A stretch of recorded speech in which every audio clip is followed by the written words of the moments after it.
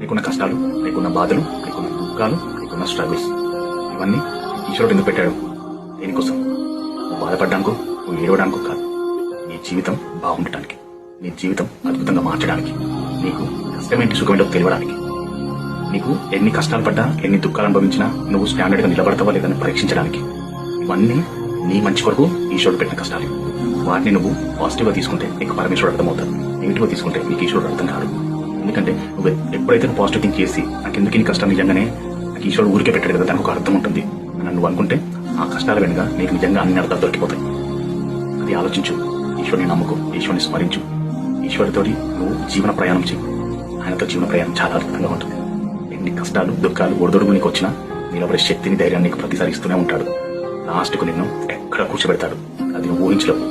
అందుకనే ఈశ్వరుని వదలకు, గట్టిగా నమ్ము, అంతా ఆయన చేసుకుంటాడు. హర హర మహాదేవ శంభో శంకర్.